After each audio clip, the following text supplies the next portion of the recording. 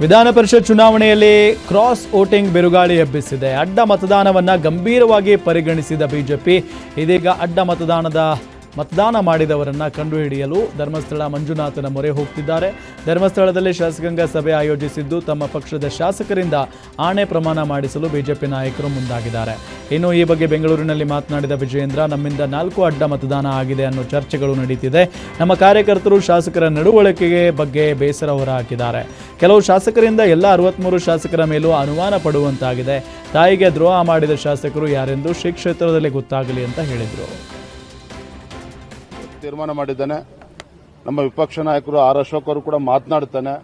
ಅತಿ ಶೀಘ್ರದಲ್ಲೇ ಸಾಧ್ಯ ಆದರೆ ಈ ಮುಂದಿನ ವಾರದಲ್ಲೇ ಧರ್ಮಸ್ಥಳದಲ್ಲೇ ನಮ್ಮ ಶಾಸಕಾಂಗ ಪಕ್ಷ ಸಭೆಯನ್ನು ಕರಿಬೇಕು.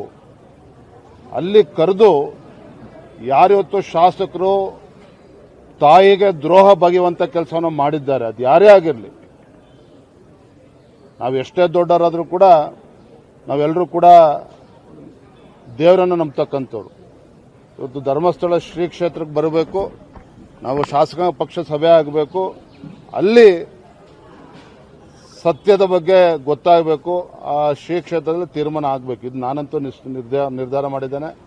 ನಾನು ವಿಪಕ್ಷ ನಾಯಕರು ಕೂಡ ಮಾತನಾಡ್ತೇನೆ. ಆ ನಿಟ್ಟಿನಲ್ಲಿ ಅತಿ ಶೀಘ್ರದಲ್ಲೇ ಶಾಸಕಾಂಗ ಪಕ್ಷ ಸಭೆ ಕರಿಬೇಕು ಅಂತೇಳಿ ನಾನು ಈ ಸಂದರ್ಭ ಹೇಳ್ತೇನೆ. ವಿಧಾನ ಪರಿಷತ್ ಚುನಾವಣೆಯಲ್ಲಿ ಕ್ರಾಸ್ ವೋಟಿಂಗ್ ಆಗಿರುವ ಹಿನ್ನೆಲೆ ಬಿಜೆಪಿ ಶಾಸಕರನ್ನ ಧರ್ಮಸ್ಥಳಕ್ಕೆ ಕರೆದೊಯ್ದು ಆಣೆ ಪ್ರಮಾಣ ಮಾಡಿಸುವ ವಿಚಾರಕ್ಕೆ ಆರ್ ಅಶೋಕ್ ಪ್ರತಿಕ್ರಿಯೆ ನೀಡಿದ್ದಾರೆ. ಬೆಳಗಾವಿಯಲ್ಲಿ ಮಾತನಾಡಿದ ಅವರು, ಆಣೆ ಪ್ರಮಾಣ ವಿಚಾರವಾಗಿ ವಿಜಯೇಂದ್ರ ನನಗೆ ಫೋನ್ ಮಾಡಿದ್ರು. ನಾಳೆ ಬಿಜೆಪಿ ರಾಜ್ಯಾಧ್ಯಕ್ಷ ವಿಜೇಂದ್ರ ಅವರನ್ನ ಭೇಟಿ ಮಾಡಿ ಮಾತುಕತೆ ಮಾಡ್ತೇನೆ. ಪರಿಷತ್ ಚುನಾವಣೆಯಲ್ಲಿ ಪಕ್ಷಕ್ಕೆ ದ್ರೋಹ ವಂಚನೆ ಬಗೆದಿರೋದು ನಿಜ. ಯಾವ ಶಾಸಕ ದ್ರೋಹ ಮಾಡಿದ್ದಾರೆ ಗೊತ್ತಿಲ್ಲ. ಈ ಬಗ್ಗೆ ವಿಜೇಂದ್ರ ಹಿರಿಯರ ಜೊತೆ ಚರ್ಚೆ ಮಾಡಿ ಸ್ಪಷ್ಟವಾದ ತೀರ್ಮಾನ ಮಾಡ್ತೀವಿ ಅಂತ ಹೇಳಿದ್ರು. ನಾನು ಅವ್ರನ್ನ ನಾಳೆ ಭೇಟಿ ಮಾಡ್ತಾ ಇದ್ದೀನಿ. ನಾನು ವಿಜಯೇಂದ್ರ ಅವರು ನಾಳೆ ಭೇಟಿ ಮಾಡ್ತಾ ಇದ್ದೀರಿ. ಮತ್ತು ನಮ್ಮ ಹಿರಿಯರ ಜೊತೆ ಎಲ್ಲ ಚರ್ಚೆ ಮಾಡಿ ಯಾವ ತೀರ್ಮಾನ ತೆಗೆದುಕೊಳ್ಬೇಕು ಅನ್ನೋದನ್ನು ನಾನು ನಾಳೆ ವಿಜಯೇಂದ್ರ ಅವ್ರ ಜೊತೆ ಮಾತಾಡಿ ಒಂದು ಸ್ಪಷ್ಟವಾದಂಥ ತೀರ್ಮಾನವನ್ನು ಮಾಡ್ತೀರಿ. ಆಗಿರೋದು ನಿಜ. ಪಕ್ಷಕ್ಕೆ ದ್ರೋಹ ಬಗ್ಗಿರೋದು, ವಂಚನೆ ಮಾಡಿರೋದು ಸ್ಪಷ್ಟ. ಅದರಲ್ಲಿ 2 ಮಾತಿಲ್ಲ. ಯಾರು ಮಾಡಿದ್ದಾರೆ ಅದು ಇನ್ನೂ ನಮಗೆ ಐಡೆಂಟಿಫೈ ಆಗಿಲ್ಲ. ಆ ದೃಷ್ಟಿಯಿಂದ ಅಧ್ಯಕ್ಷರು ಹೇಳಿರ್ಬೋದು. ನಾನು ನಮ್ಮ ಹಿರಿಯರ ಜೊತೆ ಎಲ್ಲ ಚರ್ಚೆ ಮಾಡಿ ನಾಳೆ ವಿಜಯೇಂದ್ರ ಅವ್ರ ಜೊತೆನೂ ಕೂಡ ಚರ್ಚೆ ಮಾಡ್ತೀನಿ. ಮತ್ತು ನಾನು ಮತ್ತು ವಿಜಯೇಂದ್ರ ಅವರು ಡೆಲ್ಲಿ ಅಪಾಯಿಂಟ್ಮೆಂಟ್ ಕೇಳಿದಿರಿ, ನಮ್ಮ ರಾಷ್ಟ್ರೀಯ ಅಧ್ಯಕ್ಷರ ಅಪಾಯಿಂಟ್ಮೆಂಟ್ ಕೇಳಿದಿರಿ. ಸೊ ಅವರು ಅಪಾಯಿಂಟ್ಮೆಂಟ್ ಕೊಟ್ಟ ತಕ್ಷಣವೇ ಡೆಲ್ಲಿಗೆ ಹೋಗಿ ಏನೇನು ಈ ಕಾಂಗ್ರೆಸ್ಸಿನ ಕುದುರೆ ವ್ಯಾಪಾರ, ಬ್ಲ್ಯಾಕ್ ಮೈಲ್, ಯಾರ್ಯಾರ ಮೇಲೆ ಕೇಸ್ಗಳಿದೆ, ಈ ಥರದವ್ರನ್ನೆಲ್ಲ ಅಟ್ಯಾಕ್ ಮಾಡುವಂಥದ್ದು, ಕುದುರೆ ವ್ಯಾಪಾರ ಮಾಡುವಂಥದ್ದು, ಹಣದ ವಿಧಾನ ಪರಿಷತ್ ಚುನಾವಣೆಯಲ್ಲಿ ಕ್ರಾಸ್ ವೋಟಿಂಗ್ ಮಾಡಿದ ಹಿನ್ನೆಲೆ ಅಡ್ಡ ಮತದಾನ ಮಾಡಿದವರನ್ನ ಕಂಡುಹಿಡಿಯಲು ಬಿಜೆಪಿ ಧರ್ಮಸ್ಥಳ ಮಂಜುನಾಥನ ಮೊರೆ ಹೋಗ್ತಾ ಇರುವ ವಿಚಾರಕ್ಕೆ ಶಾಸಕ ಅರವಿಂದ ಬೆಲ್ಲದ್ ಪ್ರತಿಕ್ರಿಯೆ ಕೊಟ್ಟಿದ್ದಾರೆ. ಬೆಳಗಾವಿಯಲ್ಲಿ ಮಾತನಾಡಿದ ಅವರು, ನಾವೆಲ್ಲರೂ ಆತ್ಮಾವಲೋಕನ ಮಾಡಬೇಕು. ಪಕ್ಷದಲ್ಲಿ ಕೆಲವು ಗೊಂದಲ ಇರೋದಕ್ಕೆ 11 ಜನ ಕ್ರಾಸ್ ವೋಟಿಂಗ್ ಆಗಿದೆ. ಧರ್ಮಸ್ಥಳಕ್ಕೆ ಹೋಗಿ ಆಣೆ ಪ್ರಮಾಣ ಮಾಡೋದ್ರಲ್ಲಿ ಯಾವ ತಪ್ಪೂ ಇಲ್ಲ ಅಂತ ಹೇಳಿದರು. ವಿಧಾನ ಪರಿಷತ್ ಚುನಾವಣೆಯಲ್ಲಿ ಕ್ರಾಸ್ ವೋಟಿಂಗ್ ಆಗಿರುವ ಹಿನ್ನೆಲೆ ಬಿಜೆಪಿ ಶಾಸಕರನ್ನ ಧರ್ಮಸ್ಥಳಕ್ಕೆ ಕರೆದುಕೊಂಡು ಹೋಗಿ ಆಣೆ ಪ್ರಮಾಣ ಮಾಡಿಸುವ ವಿಚಾರಕ್ಕೆ ಶಾಸಕ ಚನ್ನಬಸಪ್ಪ ಪ್ರತಿಕ್ರಿಯೆ ನೀಡಿದ್ದಾರೆ. ಶಿವಮೊಗ್ಗದಲ್ಲಿ ಮಾತನಾಡಿದ ಅವರು, ನಾವು ಪಕ್ಷವನ್ನು ತಾಯಿ ಅಂತ ಸ್ವೀಕಾರ ಮಾಡಿದವರು. ಪಕ್ಷ ಏನು ಹೇಳುತ್ತದೆ ಅದನ್ನು ಕೇಳಿಕೊಂಡು ಬಂದಿರುವವರು. ಪಕ್ಷ ಯಾರಿಗೆ ಮತ ಹಾಕಬೇಕು ಅಂತ ಹೇಳಿದೆ ಅವರಿಗೆ ಮತ ಹಾಕಿದ್ದೇವೆ. ಈ ತರಹದ ಸನ್ನಿವೇಶಗಳು ರಾಜಕೀಯದಲ್ಲಿ ಸಾಮಾನ್ಯ. ಕಾರ್ಯಕರ್ತರು ಹಾಗೂ ಚುನಾಯಿತ ಪ್ರತಿನಿಧಿಗಳನ್ನು ನಂಬದೇ ಇರುವ ಸ್ಥಿತಿ ನಿರ್ಮಾಣ ಆಗಿದೆ. ಈಗ ಬಂದಿರುವ ಪರಿಸ್ಥಿತಿಯನ್ನು ಕುರಿತು ಒಂದು ತಾರ್ಕಿಕ ಹಂತಕ್ಕೆ ತರಬೇಕು. ಧರ್ಮಸ್ಥಳದಲ್ಲೂ ನಮ್ಮ ಪಕ್ಷದ ಕಾರ್ಯಾಲಯ ಇದೆ, ಅಲ್ಲೇ ಶಾಸಕಾಂಗ ಸಭೆ ಮಾಡಿ ಈ ರೀತಿಯ ಸ್ಥಿತಿ ಭಾರತೀಯ ಜನತಾ ಪಾರ್ಟಿಗೆ ಬರಬಾರದು ಅಂತ ಹೇಳಿದರು.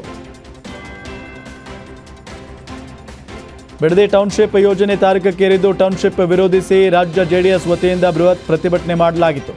ನಮ್ಮ ಭೂಮಿ ನಮ್ಮ ಹಕ್ಕು ಹೆಸರಲ್ಲಿ ಜೆಡಿಎಸ್ ಯುವ ಘಟಕದ ರಾಜ್ಯಾಧ್ಯಕ್ಷ ನಿಖಿಲ್ ಕುಮಾರಸ್ವಾಮಿ ನೇತೃತ್ವದಲ್ಲಿ ಪಾದಯಾತ್ರೆ ನಡೆಸಲಾಯಿತು. ಸಿಎಂ ಡಿಕೆಶಿ ಕನಸಿನ ಟೌನ್ಶಿಪ್ಗೆ ಯೋಜನೆ ವಿರೋಧಿಸಿ ಬೃಹತ್ ಪಾದಯಾತ್ರೆ ಮಾಡಲಾಯಿತು. ಇನ್ನು ಅಂಚಿಪುರ, ಬನ್ನಿಗಿರಿ, ಮೆರವೇಗೌಡನದೊಡ್ಡಿ, ಗುಂಡುತೋಪು, ಗೊಲ್ಲಹಳ್ಳಿ, ಕೋಡಿಪಾಳ್ಯ, ಹೊಸೂರು ಗ್ರಾಮಗಳಿಗೆ ಪಾದಯಾತ್ರೆ ಮೂಲಕ ಹೋರಾಟ ಮಾಡಲಾಯಿತು.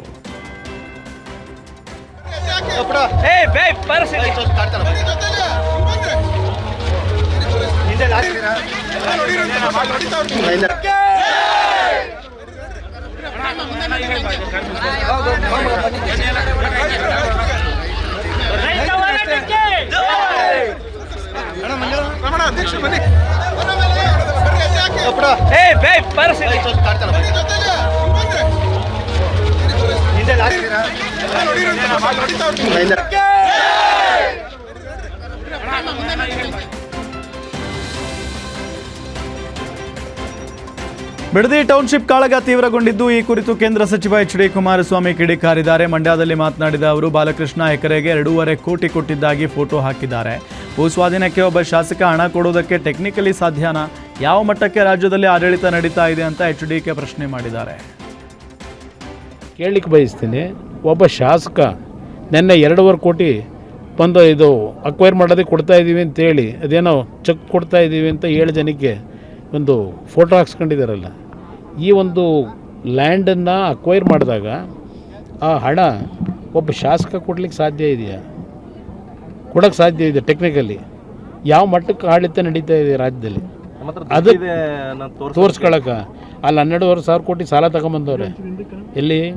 ನಿಮ್ಮ ಹುಡ್ಕೋದಲ್ಲಿ ಬೆಂಗಳೂರು ನಗರದಲ್ಲಿ ಕಾರ್ನರ್ ಸೈಟ್ಗಳೇನಿದೆ ಅದನ್ನು ಹರಾಜು ಹಾಕ್ಬಿಟ್ಟು 3,000 ಕೋಟಿ ಹೊಂದಿಸ್ತೀವಿ ಅಂತ ಹೇಳಿದ್ದಾರೆ. ಆ ಸಾಲ ಮುಂದೆ ತೀರ್ಸಾನೆ ಅವನು. ಇವರೇನೋ ಇರ್ತಾರೆ, ಈಗೇನೋ ಇವ್ರಿಗೆ ಬೇಕಾದಂಗೆ ಮಾಡಿ ಲೂಟಿ ಹೊಡ್ಕೊಂಡು ಹೋಗ್ತಾರೆ. ಮುಂದೆ ಬರೋರಿಗೆ ಅದ್ರ ಸಮಸ್ಯೆ ಇರೋದು ಆ ಸಾಲ ತೀರಿಸೋದು. ಇಲ್ಲಿ ಆ ಅಭಿವೃದ್ಧಿ ಅಂತ ಮಾಡ್ತೀವಿ ಅಂತ ಏನು ಹೊಟ್ಟಿದ್ದಾರೆ, ಏನು ಮಾಡ್ತಾರೆ ಅಲ್ಲಿ? ನಾನು ಕೇಳಲಿಕ್ಕೆ ಬಯಸ್ತೀನಿ, ಒಬ್ಬ ಶಾಸಕ ನಿನ್ನೆ 2.5 ಕೋಟಿ ಬಂದು ಇದು ಅಕ್ವೈರ್ ಮಾಡೋದಕ್ಕೆ ಕೊಡ್ತಾ ಇದ್ದೀವಿ ಅಂತೇಳಿ ಅದೇನೋ ಚೆಕ್ ಕೊಡ್ತಾ ಇದ್ದೀವಿ ಅಂತ 7 ಜನಕ್ಕೆ ಒಂದು ಫೋಟೋ ಹಾಕ್ಸ್ಕೊಂಡಿದ್ದಾರಲ್ಲ. ಈ ಒಂದು ಲ್ಯಾಂಡನ್ನು ಅಕ್ವೈರ್ ಮಾಡಿದಾಗ ಬಿಡದಿ ಟೌನ್ಶಿಪ್ ಯೋಜನೆ ವಿರೋಧಿಸಿ ಜೆಡಿಎಸ್ ಪಕ್ಷದ ವತಿಯಿಂದ ನಮ್ಮ ಭೂಮಿ ನಮ್ಮ ಹಕ್ಕು ಹೆಸರಿನಲ್ಲಿ ಬೃಹತ್ ಪಾದಯಾತ್ರೆ ಮಾಡಿದ್ದಾರೆ. ಈ ವೇಳೆ ಮಾತನಾಡಿದ ನಿಖಿಲ್ ಕುಮಾರಸ್ವಾಮಿ ಅವರು 16 ತಿಂಗಳಿಂದ ಮಹಿಳೆಯರು ಹಿರಿಯರು ಹಗಲು ರಾತ್ರಿ ಹೋರಾಟ ಮಾಡ್ತಿದ್ದಾರೆ.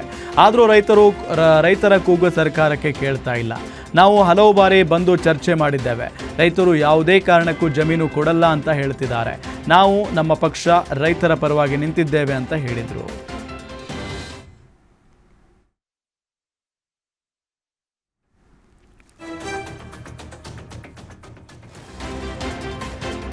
ಬೆಂಗಳೂರಿನ ನೀಟ್ ಮರುಪರೀಕ್ಷೆ ಕೇಂದ್ರದಲ್ಲಿ ಹೈಡ್ರಾಮಾ ನಡೆದಿದೆ. ಕೇವಲ 3 ನಿಮಿಷ ತಡವಾಗಿ ಬಂದ ಕಾರಣ ಇಬ್ಬರು ವಿದ್ಯಾರ್ಥಿನಿಯರಿಗೆ ಪರೀಕ್ಷಾ ಕೇಂದ್ರ ಪ್ರವೇಶ ನಿರಾಕರಿಸಲಾಗಿದೆ. ಬೆಂಗಳೂರಿನ ಆರ್ಸಿ ಕಾಲೇಜಿನ ಪರೀಕ್ಷಾ ಕೇಂದ್ರದಲ್ಲಿ ಮಧ್ಯಾಹ್ನ 1:30ಕ್ಕೆ ಗೇಟ್ ಬಂದ್ ಮಾಡಲಾಗಿತ್ತು. ಆದರೆ 1:33ಕ್ಕೆ ಪರೀಕ್ಷಾ ಕೇಂದ್ರಕ್ಕೆ ಬಂದ ಇಬ್ಬರು ವಿದ್ಯಾರ್ಥಿನಿಯರು ಒಳ ಪ್ರವೇಶಿಸಲು ಯತ್ನಿಸಿದ್ದಾರೆ. ಗೇಟ್ಗೆ ಬೀಗ ಹಾಕಿದ್ದರಿಂದ ವಿದ್ಯಾರ್ಥಿನಿಯರು ಗೇಟ್ ಹತ್ತಿ ಒಳಗೆ ಜಿಗಿದಿದ್ದಾರೆ. ಆದರೆ ಪರೀಕ್ಷಾ ಕೇಂದ್ರದ ಒಳಭಾಗದ ಗೇಟ್ ಕೂಡ ಬಂದ್ ಆಗಿದ್ದರಿಂದ ಮುಂದಕ್ಕೆ ಹೋಗಲು ಸಾಧ್ಯವಾಗಿಲ್ಲ. ಸ್ಥಳದಲ್ಲಿದ್ದ ಪೊಲೀಸರು ಇಬ್ಬರು ವಿದ್ಯಾರ್ಥಿನಿಯರನ್ನ ತಡೆದು ನಿಲ್ಲಿಸಿದ್ದು, ಎಷ್ಟೇ ಮನವಿ ಮಾಡಿದರೂ ನಿಯಮ ಉಲ್ಲಂಘಿಸಿ ಅವಕಾಶ ನೀಡಲು ಸಾಧ್ಯ ಇಲ್ಲ ಅಂತ ತಿಳಿಸಿದ್ದಾರೆ. ಇದರಿಂದ ನಿರಾಶೆಗೊಂಡ ವಿದ್ಯಾರ್ಥಿನಿಯರು ಪರೀಕ್ಷೆ ಬರೆಯಲು ಸಾಧ್ಯವಾಗದೆ ವಾಪಸ್ ಹೋಗಿದ್ದಾರೆ.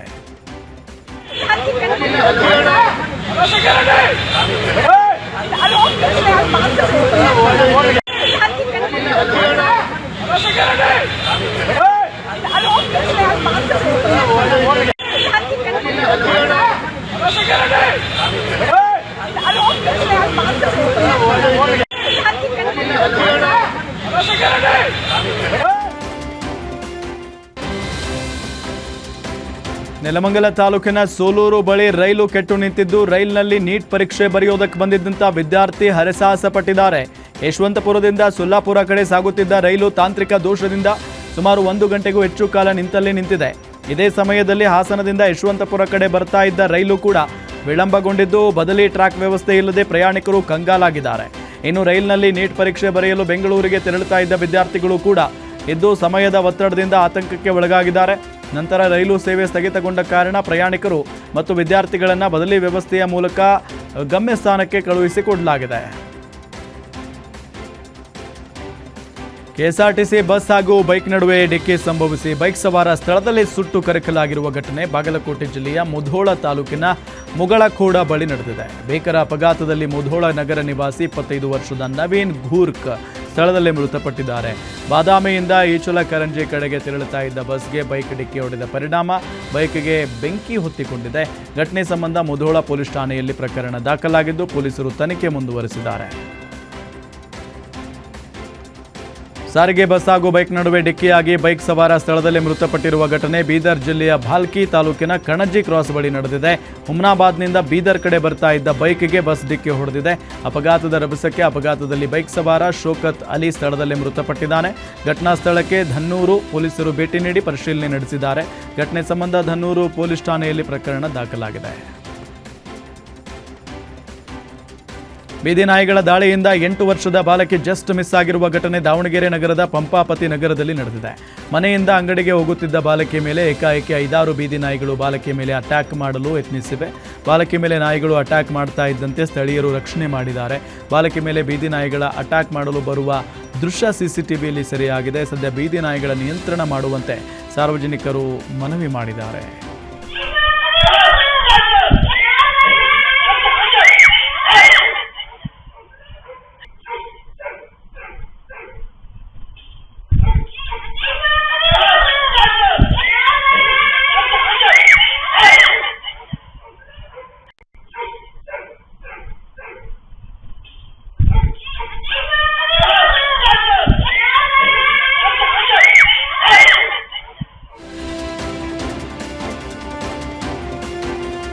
ಬೆಳಗಾವಿಯಲ್ಲಿ ರಾಜಕೀಯ ಚಟುವಟಿಕೆಗಳ ನಡುವೆ ರಮೇಶ್ ಜಾರಕಿಹೊಳಿ ಮತ್ತು ರಮೇಶ್ ಕತ್ತಿ ಮುಖಾಮುಖಿಯಾಗಿದ್ದಾರೆ. ಆರ್ಎಸ್ಎಸ್ ಕಾರ್ಯಕ್ರಮದ ವೇಳೆ ಇಬ್ಬರು ನಾಯಕರು ಪರಸ್ಪರ ಅಪ್ಪಿಕೊಂಡು ಕೆಲಕಾಲ ಮಾತುಕತೆ ನಡೆಸಿದ ದೃಶ್ಯ ಕಂಡುಬಂದಿದೆ.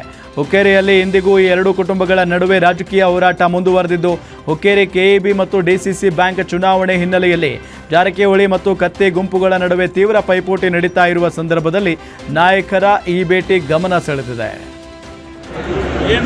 ಅದರಿ ಇಲ್ಲೇ ಅದರಿ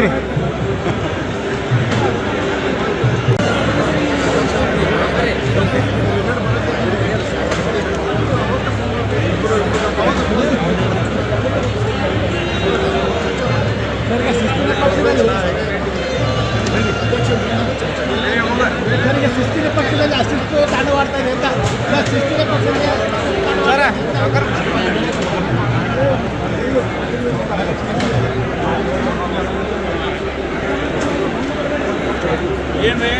ಅದರಿ ಇಲ್ಲೇ ಅದರಿ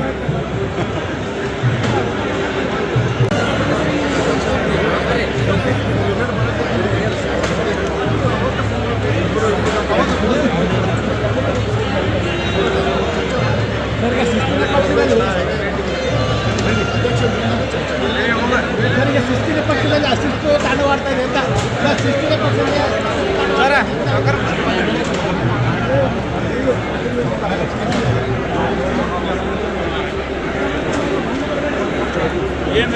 ಅದರಿ ಇಲ್ಲೇ ಅದರಿ ಆರ್ಎಸ್ಎಸ್ ಬಗ್ಗೆ ಮಾತನಾಡಿದ ಗೃಹ ಸಚಿವ ಪ್ರಿಯಾಂಕ್ ಖರ್ಗೆ ಸಂಸದ ಕೋಟಾ ಶ್ರೀನಿವಾಸ್ ಪೂಜಾರಿ ಕಿಡಿಕಾರಿದ್ದಾರೆ. ಬೆಳಗಾವಿಯಲ್ಲಿ ಮಾತನಾಡಿದ ಅವರು, ಜಗತ್ತಿನಾದ್ಯಂತ ಹಿಂದೂಗಳಿಗೆ ಅನ್ಯಾಯವಾದಾಗ ಧ್ವನಿ ಎತ್ತೋದೇ ಆರ್ಎಸ್ಎಸ್. ವಿಧಾನಸೌಧದಲ್ಲಿ ಪಾಕಿಸ್ತಾನ ಪರ ಘೋಷಣೆ ಕೂಗುವವರ ರಕ್ಷಣೆ ನಡೆದಿದೆ. ಭಾರತ್ ಮಾತಾ ಕಿ ಜೈ ಎಂದವರನ್ನು ದುರ್ಬಲಗೊಳಿಸುವ ಹುನ್ನಾರ ಇದು. ಹಿಂದೂಗಳನ್ನು ದುರ್ಬಲಗೊಳಿಸಲು ಗೃಹ ಮಂತ್ರಿ ಪ್ರಿಯಾಂಕ್ ಖರ್ಗೆ ಮುಂದಾಗಿದ್ದಾರೆ ಅಂತ ಗಂಭೀರ ಆರೋಪ ಮಾಡಿದ್ದಾರೆ. ಹಿಂದುತ್ವ ವಿರೋಧಿಸುವ ಎಲ್ಲರೂ ಈಗ ಆರ್ಎಸ್ಎಸ್ ಬಗ್ಗೆ ಮಾತನಾಡ್ತಾ ಇದ್ದಾರೆ ಅಂತ ಆಕ್ರೋಶ ವ್ಯಕ್ತಪಡಿಸಿದ್ದಾರೆ. ಬೆಂಗಳೂರಿನ ನಾಗಸಂದ್ರ ಮೆಟ್ರೋ ನಿಲ್ದಾಣದಲ್ಲಿ ಶಾರ್ಟ್ ಸರ್ಕ್ಯೂಟ್ನಿಂದ ಬೆಂಕಿ ಅವಘಡ ಸಂಭವಿಸಿದೆ. ಹಸಿರು ಮಾರ್ಗದಲ್ಲಿನ ಮೆಟ್ರೋ ನಿಲ್ದಾಣದ ಕೊನೆ ಹಂತದಲ್ಲಿ ಬೆಂಕಿ ಕಾಣಿಸಿಕೊಂಡಿದ್ದು ಮೆಟ್ರೋ ಸ್ಟೇಷನ್ನಲ್ಲಿ ದಟ್ಟ ಹೊಗೆ ಆವರಿಸಿದೆ. ಘಟನಾ ಸ್ಥಳಕ್ಕೆ ಅಗ್ನಿಶಾಮಕ ಸಿಬ್ಬಂದಿ ದೌಡಾಯಿಸಿ ಬೆಂಕಿ ನಂದಿಸಲು ಹರಸಾಹಸ ಪಟ್ಟರು. ಸದ್ಯ ಅವಘಡದಲ್ಲಿ ಯಾವುದೇ ಪ್ರಾಣಾಪಾಯ ಸಂಭವಿಸಿಲ್ಲ. ಅನುಮಾನಾಸ್ಪದ ರೀತಿಯಲ್ಲಿ ನವ ವಿವಾಹಿತೆಯ ಶವ ಪತ್ತೆಯಾಗಿರುವ ಘಟನೆ ದಾವಣಗೆರೆ ನಗರದ ರಾಮನಗರದಲ್ಲಿ ನಡೆದಿದೆ. ಕೈದಾಳೆ ಗ್ರಾಮದ 19 ವರ್ಷದ ಅಮೂಲ್ಯ ಮೃತ ದುರ್ದೈವಿಯಾಗಿದ್ದಾಳೆ.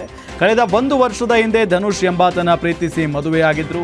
ಕಳೆದ ರಾತ್ರಿ ನೇಣು ಬಿಗಿದ ಸ್ಥಿತಿಯಲ್ಲಿ ಅಮೂಲ್ಯ ಶವ ಪತ್ತೆಯಾಗಿದೆ. ಇನ್ನು ಅಮೂಲ್ಯ ಸಾವಿನ ನಂತರ ಧನುಷ್ ಹಾಗೂ ಕುಟುಂಬಸ್ಥರು ಪರಾರಿಯಾಗಿದ್ದಾರೆ. ಘಟನೆ ಸಂಬಂಧ ಮಹಿಳಾ ಠಾಣೆಯಲ್ಲಿ ಪ್ರಕರಣ ದಾಖಲಾಗಿದೆ. ವಿಜಯನಗರ ಜಿಲ್ಲೆಯ ಹರಪನಹಳ್ಳಿ ತಾಲೂಕಿನ ಗುಳೇದಹಟ್ಟಿ ತಾಂಡಾದಲ್ಲಿ ನವ ವಿವಾಹಿತೆ ಕೌಶಲ್ಯ ಅವರ ಮೃತದೇಹ ನೇಣು ಬಿಗಿದ ಸ್ಥಿತಿಯಲ್ಲಿ ಪತ್ತೆಯಾಗಿದೆ. ಕಳೆದ ಮಾರ್ಚ್ 3ರಂದು ಪೊಲೀಸ್ ಕಾನ್ಸ್ಟೇಬಲ್ ಶಿವಕುಮಾರ್ ಅವರೊಂದಿಗೆ ಕೌಶಲ್ಯ ವಿವಾಹ ಆಗಿತ್ತು. ಮದುವೆಯಾಗಿ 4 ತಿಂಗಳಲ್ಲೇ ಕೌಶಲ್ಯ ಮೃತದೇಹ ನೇಣು ಬಿಗಿದ ಸ್ಥಿತಿಯಲ್ಲಿ ಪತ್ತೆಯಾಗಿದೆ. ಇನ್ನು ಇದು ಆತ್ಮಹತ್ಯೆಯಲ್ಲ, ಒಡೆದು ನೇಣು ಹಾಕಲಾಗಿದೆ ಅಂತ ಕೌಶಲ್ಯಾಳ ಸಂಬಂಧಿಕರು ಮತ್ತು ಕುಟುಂಬಸ್ಥರು ಗಂಭೀರವಾಗಿ ಆರೋಪ ಮಾಡಿದ್ದಾರೆ. ಘಟನಾ ಸ್ಥಳಕ್ಕೆ ಅರಸೀಕೆರೆ ಪೊಲೀಸರು ಭೇಟಿ ನೀಡಿ ಪರಿಶೀಲನೆ ನಡೆಸಿದ್ದಾರೆ. ಕಟ್ಟಡದ ಮೇಲಿಂದ ಬಿದ್ದು ಮಹಿಳೆ ದಾರುಣವಾಗಿ ಸಾವನ್ನಪ್ಪಿರುವ ಘಟನೆ ಬೆಂಗಳೂರಿನ ರಾಜಾಜಿನಗರದಲ್ಲಿ ನಡೆದಿದೆ. ಪ್ರಮೀಳಾ ಮೃತ ದುರ್ದೈವಿ ಅಂತ ಗುರುತಿಸಲಾಗಿದೆ. ಮರದ ಕೊಂಬೆಗಳು ಪ್ರಮೀಳಾ ಅವರ ಮನೆಗೆ ಚಾಚಿಕೊಂಡಿತ್ತು. ಕೊಂಬೆ ಕಟಾವು ಮಾಡುವಂತೆ ಜಿಬಿಎಗೆ ಹಲವು ಬಾರಿ ಮಾಹಿತಿ ನೀಡಿದ್ರು. ಆದರೂ ಅಧಿಕಾರಿಗಳು ಮಾತ್ರ ತಲೆ ಕೆಡಿಸಿಕೊಂಡಿಲ್ಲ. ಮರದ ಕೊಂಬೆ ಕಟ್ ಮಾಡಿರಲಿಲ್ಲ. ಇದರಿಂದ ಪ್ರಮೀಳಾ ಟೆರೆಸ್ ಮೇಲೆ ನಿಂತ್ಕೊಂಡು ಕೊಂಬೆ ಕಟ್ ಮಾಡುತ್ತಾ ಪಕ್ಕದಲ್ಲಿದ್ದ ಶೀಟ್ ಮೇಲೆ ಕಾಲಿಟ್ಟು ಬಿಟ್ಟಿದ್ದಾರೆ. ಈ ವೇಳೆ ಶೀಟ್ ಮುರಿದು ಟೆರೆಸ್ ಮೇಲಿಂದ ಕೆಳಗೆ ಬಿದ್ದು ಮೃತಪಟ್ಟಿದ್ದಾರೆ. ಘಟನೆ ಸಂಬಂಧ ರಾಜಾಜಿನಗರ ಪೊಲೀಸ್ ಠಾಣೆಯಲ್ಲಿ ಪ್ರಕರಣ ದಾಖಲಾಗಿದೆ. ಕಲಬುರಗಿ ತಾಲೂಕಿನ ಸಣ್ಣೂರ ಗ್ರಾಮದಲ್ಲಿ ಹಾವು ಕಚ್ಚಿ 10 ವರ್ಷದ ಬಾಲಕಿ ನಂದಿನಿ ರಾಠೋಡ್ ಸಾವನ್ನಪ್ಪಿದ್ದಾಳೆ. ಅದೇ ಗ್ರಾಮದ ಜಮೀನಿನಲ್ಲಿ ನಾಮದೇವ ರಾಠೋಡ್ ಕುಟುಂಬ ವಾಸವಿತ್ತು. ತಡರಾತ್ರಿ ಮೂತ್ರ ವಿಸರ್ಜನೆಗೆ ಅಂತ ತಂದೆ ಮಗಳನ್ನ ಕರೆದುಕೊಂಡು ಹೋಗಿದ್ರು ಹೊರಗಡೆ. ಈ ವೇಳೆ ಹಾವು ಕಚ್ಚಿದ್ದು. ತಕ್ಷಣ ಆಸ್ಪತ್ರೆಗೆ ಕರೆತರುವಷ್ಟರಲ್ಲಿ ಬಾಲಕಿ ನಂದಿನಿ ಮೃತಪಟ್ಟಿದ್ದಾಳೆ. ಈ ಕುರಿತು ವಿಶ್ವವಿದ್ಯಾಲಯ ಪೊಲೀಸ್ ಠಾಣೆಯಲ್ಲಿ ಪ್ರಕರಣ ದಾಖಲಾಗಿದೆ. ಕೃಷಿ ಹೊಂಡದಲ್ಲಿ ಮುಳುಗಿ ಚಿಕ್ಕಪ್ಪ ಹಾಗೂ ಮಗ ಮೃತಪಟ್ಟಿರುವ ಘಟನೆ ಕಲಬುರಗಿ ಜಿಲ್ಲೆಯ ಸೇಡಂ ತಾಲೂಕಿನ ಮೂಗನೂರ ಗ್ರಾಮದಲ್ಲಿ ನಡೆದಿದೆ. ಮೃತರನ್ನ ಭದ್ರಸ್ವಾಮಿ ಹಾಗೂ ಸದಾಶಿವಸ್ವಾಮಿ ಅಂತ ಗುರುತಿಸಲಾಗಿದೆ. ನಿನ್ನೆ ಎಮ್ಮೆ ಮೇಯಿಸಲು ಹೋಗಿದ್ದ ವೇಳೆ ಘಟನೆ ಸಂಭವಿಸಿದೆ. ಇನ್ನು ಸಂಜೆ ಎಮ್ಮೆ ಮಾತ್ರ ವಾಪಸ್ ಬಂದಿದ್ದು. ಇಬ್ಬರು ಮನೆಗೆ ಮರಳದ ಕಾರಣ ಕುಟುಂಬಸ್ಥರು ಹುಡುಕಾಟ ಆರಂಭಿಸಿದ್ದಾರೆ. ಕುಟುಂಬಸ್ಥರ ಹುಡುಕಾಟದ ವೇಳೆ ಗ್ರಾಮದ ಹೊರವಲಯದ ಕೃಷಿ ಹೊಂಡದ ಬಳಿ ಅವರ ಬಟ್ಟೆ ಹಾಗೂ ಮೊಬೈಲ್ ಪತ್ತೆಯಾಗಿದೆ. ಈ ಹಿನ್ನೆಲೆಯಲ್ಲಿ ಅನುಮಾನ ವ್ಯಕ್ತವಾಗಿದೆ. ಬಳಿಕ ಅಗ್ನಿಶಾಮಕ ದಳದ ಸಿಬ್ಬಂದಿ ಕಾರ್ಯಾಚರಣೆ ನಡೆಸಿ ಇಬ್ಬರ ಶವ ಹೊರತೆಗೆದಿದ್ದಾರೆ. ಘಟನೆ ಸಂಬಂಧ ಸೇಡಂ ಪೊಲೀಸ್ ಠಾಣೆಯಲ್ಲಿ ಪ್ರಕರಣ ದಾಖಲಾಗಿದ್ದು ತನಿಖೆ ಮುಂದುವರೆದಿದೆ. ನೆಲಮಂಗಲದ ಎಂಟಗಾನಹಳ್ಳಿ ಕೆರೆಯಲ್ಲಿ ವೈದ್ಯಕೀಯ ತ್ಯಾಜ್ಯ ಪತ್ತೆಯಾಗಿದ್ದು ರಾಶಿ ಸಿರಿಂಜ್, ಸೂಜಿ ಹಾಗೂ ರಕ್ತ ಸಿಕ್ತ ಬ್ಯಾಂಡೇಜ್ಗಳು ಪತ್ತೆಯಾಗಿವೆ. ಆಸ್ಪತ್ರೆ, ಕ್ಲಿನಿಕ್ ಮತ್ತು ಲ್ಯಾಬ್ಗಳ ತ್ಯಾಜ್ಯದಿಂದ ಜನರು ಹಾಗೂ ಜಾನುವಾರುಗಳು ಜೀವಕ್ಕೆ ಅಪಾಯ ಉಂಟಾಗಿದೆ ಅಂತ ಗ್ರಾಮಸ್ಥರು ಆಕ್ರೋಶ ವ್ಯಕ್ತಪಡಿಸಿದ್ದಾರೆ. ಅಲ್ಲದೆ ಕೆರೆ ಬಳಿ ಧರಣಿ ನಡೆಸಿ ಗ್ರಾಮಸ್ಥರು ಅಧಿಕಾರಿಗಳ ವಿರುದ್ಧ ಪ್ರತಿಭಟನೆ ಮಾಡಿದ್ದಾರೆ. ತ್ಯಾಜ್ಯ ವಿಲೇವಾರಿ ಮಾಡಿದವರ ವಿರುದ್ಧ ಎಫ್ಐಆರ್ ದಾಖಲಿಸಿ ಕಠಿಣ ಕ್ರಮ ಕೈಗೊಳ್ಳುವಂತೆ ಒತ್ತಾಯಿಸಿದ್ದಾರೆ. ಇನ್ನು ಸ್ಥಳಕ್ಕೆ ಟಿಎಚ್ಒ, ತಾಲೂಕು ಪಂಚಾಯಿತಿ ಇಒ ಭೇಟಿ ನೀಡಿ ದೋಷಿಗಳ ವಿರುದ್ಧ ಕ್ರಮ ಕೈಗೊಳ್ಳುವುದಾಗಿ ಭರವಸೆ ನೀಡಿದ್ದಾರೆ. ಒಳಪಂಗಡ ಭಿನ್ನತೆ ಹಿನ್ನೆಲೆಯಲ್ಲಿ ಕುಟುಂಬದ ವಿರೋಧದ ನಡುವೆಯೂ ಬಾಗಲಕೋಟೆ ಜಿಲ್ಲೆಯ ಮುಧೋಳ ನಗರದ ಪ್ರೇಮಿಗಳು ಮಹಾರಾಷ್ಟ್ರದ ಮೀರಜ್ನಲ್ಲಿ ಸಬ್ ರಿಜಿಸ್ಟ್ರಾರ್ ಕಚೇರಿಯಲ್ಲಿ ವಿವಾಹವಾಗಿದ್ದಾರೆ. 2 ವರ್ಷಗಳಿಂದ ಪ್ರೀತಿಸುತ್ತಿದ್ದ ನಯೀಂ ಪಟೇಲ್ ಹಾಗೂ ಅಮೀನಾ ದೊಡಮನಿ ಜೋಡಿಗೆ ಯುವತಿ ಮನೆಯವರು ವಿರೋಧ ಹಾಗೂ ಜೀವ ಬೆದರಿಕೆ ಹಾಕಿದ್ದಾರೆ ಅಂತ ಆರೋಪಿಸಲಾಗಿದೆ. ಯುವತಿಯ ಸೋದರ ಮಾವ ರಾಜೇಶ್ ಸಾಬ್ ಭಾಗವಾನ್ ಸೇರಿದಂತೆ ಕುಟುಂಬಸ್ಥರಿಂದ ಬೆದರಿಕೆ ಇದೆ ಅಂತ ಜೋಡಿ ಆರೋಪಿಸಿದ್ದು ರಕ್ಷಣೆ ಕೋರಿ ಎಸ್ಪಿ ಕಚೇರಿಗೆ ಭೇಟಿ ನೀಡಿದ್ದಾರೆ. ಇನ್ನು ಈ ಜೋಡಿಗೆ ಅಧಿಕಾರಿಗಳು ರಕ್ಷಣೆ ಕೊಡುವ ಭರವಸೆ ಕೊಟ್ಟಿದ್ದಾರೆ. ಚಿಕ್ಕೋಡಿ ತಾಲೂಕಿನ ಕಜಗೌಡನಹಟ್ಟಿ ಗ್ರಾಮದಲ್ಲಿ ಜಮೀನು ವಿಚಾರಕ್ಕೆ 2 ಕುಟುಂಬಗಳ ನಡುವೆ ನಡೆದ ಗಲಾಟೆಯ ಸುದ್ದಿ ಮಾಡಲು ತೆರಳಿದ್ದ ವರದಿಗಾರರ ಮೇಲೆ ಹಲ್ಲೆ ನಡೆದಿರುವ ಆರೋಪ ಕೇಳಿಬಂದಿದೆ. ದುಂಡಪ್ಪ ಮಸ್ತಿ, ಲಗಮಣ್ಣ ಮಸ್ತಿ ಹಾಗೂ ಮುತ್ತಣ್ಣ ಮಸ್ತಿ ಸೇರಿದಂತೆ 4-5 ಜನರು ಅಡ್ಡಗಟ್ಟಿ ಮಾರಣಾಂತಿಕ ಹಲ್ಲೆ ನಡೆಸಿದ್ದಾರೆ ಅಂತ ಆರೋಪಿಸಲಾಗಿದೆ. ಘಟನೆ ಕುರಿತು ಪೊಲೀಸರಿಗೆ ಮಾಹಿತಿ ನೀಡಿದ್ದರೂ ಕ್ರಮ ಕೈಗೊಳ್ಳದ ಹಿನ್ನೆಲೆಯಲ್ಲಿ ಪೊಲೀಸರ ನಿರ್ಲಕ್ಷ್ಯದಿಂದ ಹಲ್ಲೆ ನಡೆದಿದೆ ಅಂತ ಆರೋಪ ವ್ಯಕ್ತವಾಗಿದೆ. ಇನ್ನು ಗಾಯಗೊಂಡ ವರದಿಗಾರ ಅಜಿತ್ ಖೋತಾ ಅವರಿಗೆ ಚಿಕ್ಕೋಡಿ ಸರ್ಕಾರಿ ಆಸ್ಪತ್ರೆಯಲ್ಲಿ ಚಿಕಿತ್ಸೆ ನೀಡಲಾಗ್ತಾ ಇದ್ದು ತಕ್ಷಣ ಕ್ರಮ ಕೈಗೊಳ್ಳುವಂತೆ ಅವರು ಒತ್ತಾಯಿಸಿದ್ದಾರೆ. ನೆಲಮಂಗಲದಲ್ಲಿ ತಿಂಗಳಿಗೆ 30 ಕೋಟಿ ರೂಪಾಯಿ ಬಿಸ್ನೆಸ್ ಕೊಡಿಸುವುದಾಗಿ ನಂಬಿಸಿ ಟ್ರಾನ್ಸ್ಪೋರ್ಟ್ ಉದ್ಯಮಿ ಸುಬ್ರಹ್ಮಣ್ಯ ಅವರಿಗೆ 2.66 ಕೋಟಿ ವಂಚನೆ ಮಾಡಿದ ಆರೋಪದಲ್ಲಿ ಬ್ಯಾಂಕ್ ಮ್ಯಾನೇಜರ್ ಸೇರಿ 3 ಪೊಲೀಸರು ಬಂಧಿಸಿದ್ದಾರೆ. ಲಾಜಿಸ್ಟಿಕ್ಸ್ ಕಂಪನಿ ಮಾಲೀಕ ಸೋಗಿನಲ್ಲಿ ಕರೆ ಮಾಡಿ ಮುಂಗಡ ಕಮಿಷನ್ ಹೆಸರಲ್ಲಿ ಆರ್ಟಿಜಿಎಸ್ ಮುಖೇನ ಹಣ ಪಡೆದು ಮೋಸ ಮಾಡಿರುವ ಆರೋಪ ಕೇಳಿಬಂದಿದ್ದು ಬಾಗಲಗುಂಟೆ ಠಾಣೆಯಲ್ಲಿ ಪ್ರಕರಣ ದಾಖಲಾಗಿದೆ. ಆರೋಪಿಗಳಾದ ವಿನೋದ್ ಕುಮಾರ್, ಅರುಣ್ ಹಾಗೂ ಕಿರಣ್ ಅವರನ್ನು ಬಂಧಿಸಿ ಪೊಲೀಸರು ವಿಚಾರಣೆ ಮುಂದುವರೆಸಿದ್ದಾರೆ. ಬೆಂಗಳೂರು ಉತ್ತರ ವಿಭಾಗದಲ್ಲಿ ರೌಡಿ ನಿಗ್ರಹ ಪಡೆಯಿಂದ 97 ರೌಡಿ ಶೀಟರ್ಗಳ ಮನೆಗಳ ಮೇಲೆ ದಾಳಿ ನಡೆಸಿ ಪರಿಶೀಲನೆ ನಡೆಸಿದ್ದಾರೆ. ಡಿಸಿಪಿ ಬಿಎಸ್ ನೇಮಗೌಡ ನೇತೃತ್ವದಲ್ಲಿ 13 ಪೊಲೀಸ್ ಠಾಣಾ ವ್ಯಾಪ್ತಿಯಲ್ಲಿ ರೌಡಿ ಶೀಟರ್ಗಳ ಮನೆಗಳ ಮೇಲೆ ದಾಳಿ ನಡೆಸಿ ಕಾರ್ಯಾಚರಣೆ ಮಾಡಿದ್ದಾರೆ. ಹಿಂದಿನ ಪ್ರಕರಣಗಳ ವಿಚಾರಣೆ, ವಾರೆಂಟ್ ಮತ್ತು ನ್ಯಾಯಾಲಯ ಹಾಜರಾತಿ ಕುರಿತು ಪರಿಶೀಲನೆ ನಡೆಸಿದ ಪೊಲೀಸರು ಕಾನೂನು ಬಾಹಿರ ಚಟುವಟಿಕೆಗಳಲ್ಲಿ ಭಾಗಿಯಾಗದಂತೆ ಇನ್ಮೇಲೆ ಭಾಗಿಯಾಗಬಾರದು ಅಂತ ಹೇಳಿ ರೌಡಿ ಶೀಟರ್ಗಳಿಗೆ ಕಟ್ಟುನಿಟ್ಟಿನ ಎಚ್ಚರಿಕೆಯನ್ನು ಕೊಟ್ಟಿದ್ದಾರೆ. ನೆಲಮಂಗಲದಲ್ಲಿ ಹಾಡ ಹಗಲೇ ಕೊಲೆ ಸುಲಿಗೆ ಪ್ರಕರಣಗಳು ಹೆಚ್ಚಾಗ್ತಾ ಇರುವ ಹಿನ್ನೆಲೆ 80ಕ್ಕೂ ಹೆಚ್ಚು ರೌಡಿ ಶೀಟರ್ಗಳಿಗೆ ಪೊಲೀಸರು ಖಡಕ್ ಎಚ್ಚರಿಕೆ ಕೊಟ್ಟಿದ್ದಾರೆ. ಯೋಗ ದಿನಾಚರಣೆಯಂದೇ ಠಾಣೆಗೆ ಕರೆಸಿ ವಾರ್ನಿಂಗ್ ನೀಡಿರುವ ಪೊಲೀಸರು ಅಪರಾಧ ಕೃತ್ಯಗಳಲ್ಲಿ ಭಾಗಿಯಾದರೆ ಹಾಗೂ ಶಾಂತಿ ಕದಡುವವರ ವಿರುದ್ಧ ಕಠಿಣ ಕ್ರಮ ಕೈಗೊಳ್ಳುವುದಾಗಿ ಎಚ್ಚರಿಸಿದ್ದಾರೆ. ಇನ್ನು ರೌಡಿಗಳ ಚಲನವಲನಗಳ ಮೇಲೆ ನಿರಂತರ ನಿಗಾ ವಹಿಸಿರುವ ಪೊಲೀಸರು ಅಪರಾಧ ಬಿಟ್ಟರೆ ಒಳಿತು, ಇಲ್ಲದಿದ್ದರೆ ಜೈಲು ಗ್ಯಾರಂಟಿ ಅಂತ ಖಡಕ್ ಎಚ್ಚರಿಕೆ ಕೊಟ್ಟಿದ್ದಾರೆ. ಮೈಸೂರು ರೈಲ್ವೆ ನಿಲ್ದಾಣದಲ್ಲಿ ಭಾರಿ ಹೈಡ್ರಾಮಾ ನಡೆದಿದೆ. ಇವತ್ತು ಹೌರಾ ಮೈಸೂರು ಎಕ್ಸ್ಪ್ರೆಸ್ ರೈಲಿನಲ್ಲಿ ಬಾಂಗ್ಲಾದೇಶಿ ನುಸುಳುಕೋರರಿದ್ದಾರೆ ಅನ್ನೋ ಶಂಕೆ ಹಿನ್ನೆಲೆಯಲ್ಲಿ ಘಟನೆ ನಡೆದಿದೆ. ರೈಲಿನ ಮೇಲೆ ನಿಗಾ ಇಟ್ಟ ಹಿಂದೂ ಜಾಗರಣಾ ವೇದಿಕೆ ಕಾರ್ಯಕರ್ತರು ರೈಲಿನಲ್ಲಿ ತಪಾಸಣೆಗೆ ಹೋಗಿದ್ದಾರೆ. ಈ ವೇಳೆ ಸ್ಥಳದಲ್ಲಿ ಉದ್ವಿಗ್ನ ಪರಿಸ್ಥಿತಿ ನಿರ್ಮಾಣ ಆಗಿದೆ. ಕಾರ್ಯಕರ್ತರನ್ನ ರೈಲ್ವೆ ಪೊಲೀಸರು ಮಧ್ಯಪ್ರವೇಶ ಮಾಡಿ ಅವರನ್ನು ತಡೆದು, ಇದು ನಮ್ಮ ಕೆಲಸ, ನೀವು ತಪಾಸಣೆ ಮಾಡಬೇಡಿ ಅಂತ ಖಡಕ್ ಎಚ್ಚರಿಕೆ ಕೊಟ್ಟಿದ್ದಾರೆ. ನಂತರ ರೈಲ್ವೆ ಪೊಲೀಸರು ತಪಾಸಣೆ ಮುಂದುವರೆಸಿದ್ದು ಹೌರಾ ಮೈಸೂರು ರೈಲಿನಲ್ಲಿದ್ದ ಪ್ರತಿಯೊಬ್ಬ ಪ್ರಯಾಣಿಕರ ಗುರುತಿನ ಚೀಟಿಗಳನ್ನು ಪರಿಶೀಲಿಸಿದ್ದಾರೆ. ರೈಲಿನಲ್ಲಿ ಯಾವುದೇ ಬಾಂಗ್ಲಾದೇಶದ ಪ್ರಜೆಗಳು ಪತ್ತೆಯಾಗಿಲ್ಲ ಅಂತ ರೈಲ್ವೆ ಪೊಲೀಸರು ಸ್ಪಷ್ಟಪಡಿಸಿದ್ದಾರೆ. कितना साल हो गया? हाँ, बांग्ला से इधर आके कितना साल हो गया? बंगला से हमको हाँ, बंगला से आकर इतना साल हो गया. अब हाँ. जब हमारा आधार जी गया है हाँ, तो कैसे उनको हम बताएं कितना साल है? 500 रुपये दो. आधार तक नहीं देगा. आधार कार्ड को हाँ, आपको आधार कार्ड किसने बना दिया? आधार कार्ड हाँ, और वही तो नहीं देगा पूरा. ममता दीदी. हाँ. कितना मंदी है इधर? कितना मंदी है आपका? बांग्ला मंदी? बंगला मंदिर. हाँ, अच्छा जन गिरत घर 100. मंदिर को बनवा के करम मजा ज़्यादा ही गड़बड़ पड़ गई. हाँ, मिलेगा.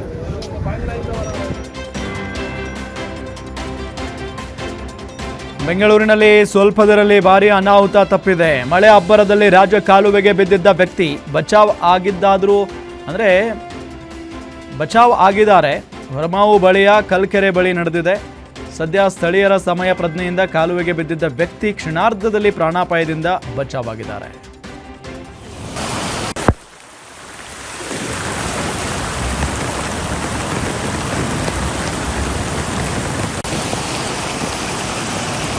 ಸರ್ ಆರಾಮಾಗಿ ಬನ್ನಿ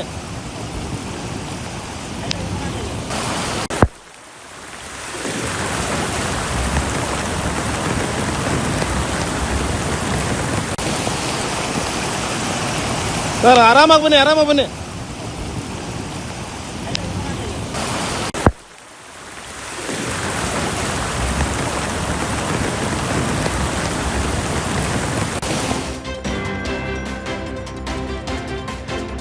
ಧಾರವಾಡದಲ್ಲಿ ಲವ್ ಜಿಹಾದ್ಗೆ ಹೆದರಿ ಬಾಲಕಿ ಆತ್ಮಹತ್ಯೆ ಮಾಡಿಕೊಂಡಿದ್ದ ಮೃತ ಬಾಲಕಿ ಕುಟುಂಬಕ್ಕೆ ಕೇಂದ್ರ ಸಚಿವ ಪ್ರಹ್ಲಾದ್ ಜೋಶಿ ಭೇಟಿ ನೀಡಿದ್ದಾರೆ.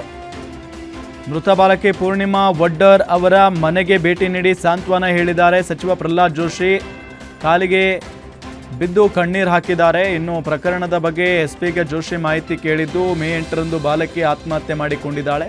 ಈಗಾಗಲೇ ಇಬ್ಬರು ಜಿಹಾದಿಗಳನ್ನು ಬಂಧಿಸಿದ್ದೇವೆ ಅಂತ ಎಸ್ಪಿ ಮಾಹಿತಿಯನ್ನು ಹಂಚಿಕೊಂಡಿದ್ದಾರೆ. ಮಾವಿಗೆ ಬೆಂಬಲ ಬೆಲೆ ಘೋಷಿಸುವಂತೆ ಆಗ್ರಹಿಸಿ ನಾಳೆ ಕೋಲಾರ ಜಿಲ್ಲಾ ಬಂದ್ಗೆ ಕರೆ ನೀಡಲಾಗಿದೆ. ಮಾವು ಬೆಳೆಗಾರರ ಅಭಿವೃದ್ಧಿ ಸಂಘ, ರೈತ ಸಂಘ ಸೇರಿದಂತೆ ವಿವಿಧ ಸಂಘಟನೆಗಳು ಬಂದ್ಗೆ ಬೆಂಬಲ ಸೂಚಿಸಿದ್ದು ಬೆಳಗ್ಗೆ 6 ಗಂಟೆಯಿಂದ ಸಂಜೆ 6 ಗಂಟೆಯವರೆಗೆ ಬಂದ್ ನಡೆಸಲು ನಿರ್ಧರಿಸಿವೆ.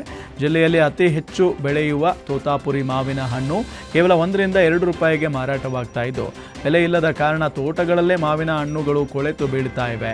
ಕಳೆದ 1 ತಿಂಗಳಿಂದ ಜನಪ್ರತಿನಿಧಿಗಳು ಹಾಗೂ ಅಧಿಕಾರಿಗಳಿಗೆ ಮನವಿ ಸಲ್ಲಿಸಿದ್ದರೂ ಯಾವುದೇ ಪ್ರಯೋಜನ ಆಗಿಲ್ಲ ಅಂತ ರೈತರು ಆಕ್ರೋಶ ವ್ಯಕ್ತಪಡಿಸಿದ್ದಾರೆ. ವಾರ್ಷಿಕ ಬೆಳೆಯಾದ ಮಾವಿಗೆ ಸೂಕ್ತ ಬೆಲೆ ಸಿಗದ ಕಾರಣ ರೈತರು ಸಂಕಷ್ಟಕ್ಕೆ ಸಿಲುಕಿದ್ದು ಸರ್ಕಾರ ಮಧ್ಯಪ್ರವೇಶಿಸಿ ಬೆಂಬಲ ಬೆಲೆ ಘೋಷಿಸಬೇಕು ಅಂತ ಒತ್ತಾಯಿಸಿದ್ದಾರೆ. ಇನ್ನು ಇದುವರೆಗೂ ಸಲ್ಲಿಸಿದ ಮನವಿಗಳಿಗೆ ಸ್ಪಂದನೆ ಸಿಗದ ಹಿನ್ನೆಲೆಯಲ್ಲಿ ಜಿಲ್ಲಾ ಬಂದ್ಗೆ ಕರೆ ಕೊಡಲಾಗಿದೆ.